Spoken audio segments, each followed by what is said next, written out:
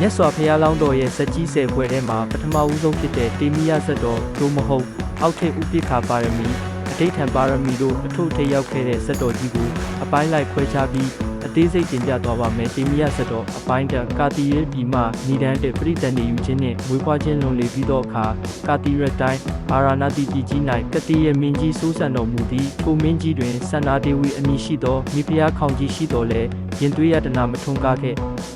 ပေတိုင်းသူပြည်သားတို့ကမင်းအဆက်အနွယ်ပြတ်တောက်မိကိုစိုးရိမ်သဖြင့်နှက်ကောင်းနှမျက်တို့ထံစုပန်ရန်တောင်းဆိုကြသည့်ထိုအချိန်တွင်ကျွန်ုပ်တို့၏ဖျားအလောင်းတော်သည်တာဝတိန်တာနတ်ပြည်၌နတ်သားဖြစ်နေခဲ့ဖြစ်ပြီးဒီကြမင်း၏တောင်းပန်ချက်အရလူပြည်တွင်ပါရမီပြည့်ရန်အတွက်စန္ဒာဒေဝီဘုရားကြီး၏ဝမ်းကြတိုင်း၌ပရိသတ်နေယူခဲ့သည်ဆယ်လစေသောအခါရွှေစင်းနှင့်တူသောမင်းသားငယ်ကိုဖွားမြင်တော်မူပြီးခမဲတော်မင်းကြီးသည်အလွန်ဝမ်းမြောက်သဖြင့်ပြည်သူအပေါင်း၏စိတ်နှလုံးကိုအေးချမ်းစေသောကြောင့်တေမိယမင်းသားဟုအမည်နာမကင်ပွန်းတက်ခဲ့သည်နှင့်ငရဲ၌ခံစားခဲ့ရသောအတိတ်ကိုပြန်လည်မြင်အောင်ခြင်းမင်းသားလေးသည်တလသားရွယ်တွင်ခမဲတော်မင်းကြီး၏ပေါင်ပေါ်၌ထိုင်နေထိုင်မင်းကြီးကခိုးသားလေးဦးကိုစီရင်ချက်ချသည်ကိုမြင်တွေ့ခဲ့ရသည်ဤသူကိုကျိန်လုံးဖြင့်ရိုက်စေဤသူကိုတန်ချေချင်းခတ်၍ထောင်ထဲထည့်စေဤသူကိုလှမ်းဖြင့်ထိုးသက်စေထိုစီရင်ချက်များကိုကြားရသောအခါဖျားအလောင်းတော်သည်ထိတ်လန့်သွားခဲ့သည်မိမိသည်လည်းအတိတ်ဘဝတစ်ခုကဣဗာရဏတိပြည်၌ပင်20နှစ်တိုင်တိုင်မင်းလုပ်ခဲ့မှုသည်ထိုစဉ်ကပြုခဲ့မိသောအမှုတို့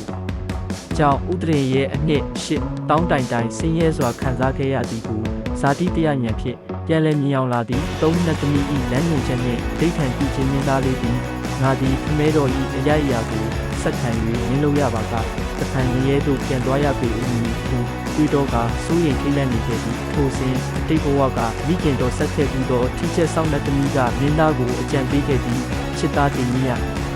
တင်သည်မင်းဖြစ်ကိုမလိုလားလျင်ငရဲမှလွတ်ကင်းလို့လျင်ဤအချက်၃ချက်ကိုကျင့်သုံးတော့တက်အစွန်းနာအဖြစ်ဟန်ဆောင်ပါလူအနှက်နားမကြားသူအဖြစ်ဟန်ဆောင်ပါနာပင်၃အကျော်တည်သူကဲ့သို့မလုံမရှက်နေပါထိုအချိန်မှစ၍မင်းသားလေးသည်မိမိအသက်ရှင်တန်ခွင့်နှင့်တန်တရားဝဆင်းရဲမှလွတ်မြောက်ရန်အတွက်အစွန်းနာ၃ပါးလုံးဖြစ်နေတဲ့အပြင်းထန်သောအတိတ်ထံကိုစတင်ပြုလုပ်ခဲ့လေတော့သည်လေးစမ်းသက်ခြင်းအစဉ်စဉ်ကနဦးအပိုင်းမင်းကြီးနှင့်မိဖုရားတို့သည်မိမိတို့၏တဦးလေးသောသားလေးမှစကားလည်းမပြောလို့လည်းမလုပ်နားလည်းမကြားတဲ့ကဲ့သို့ဖြစ်နေသည်ကိုမြင်သောအခါအလွန်ဝမ်းနည်းပူဆွေးကြသည့်ပညာရှိများနှင့်တိုင်ပင်ကမင်းသားလေးအကယ်၍နားပင်အကျော်တည်ဟုတ်မဟုတ်ကိုညီမျိုးစုံဖြင့်စမ်းသက်ကြတော့သည်ပထမနှစ်စမ်းသက်ချက်နှိုးဤဖြင့်စမ်းသက်ခြင်းကလေးငယ်တို့သည်လို့စာလျင်ငိုတက်ကြသည်သို့သောတေမိယမင်းသားလေးသည်လို့စာတော့လဲအဋိဌံပြည့်မီဆို၍မငိုပဲပြီးခံခဲ့သည်တစ်နေ့လုံးနှုတ်မတိုက်ပဲထားတော့လဲထူးခြားမှုမရှိခဲ့ပေဒုတိယနှစ်စမ်းသက်ချက်မုတ်ပဲတရေစာဖြင့်စမ်း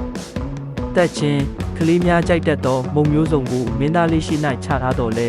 ငါသည်ငရဲကိုကြောက်သည်မုတ်ထက်ငရဲကပို၍ပူလောင်သည်ဟုနှလုံးသွင်းကလှည့်ပင်မကြည့်ပဲနေခဲ့သည်ဤဒီမှာအပိုင်းတအစပြိုးချက်သာဖြစ်ပါသည်မင်းသားလေးကိုအသက်16နှစ်အထိတစ်နှစ်ချင်းစီအစဉ်စဉ်စမ်းသက်ပုံများဆင်ဖြစ်တိုက်ခြင်းငွေဖြင့်6ခြင်းစသည်တို့ကိုအပိုင်းနှစ်အနေဖြင့်ဆက်လက်ရန်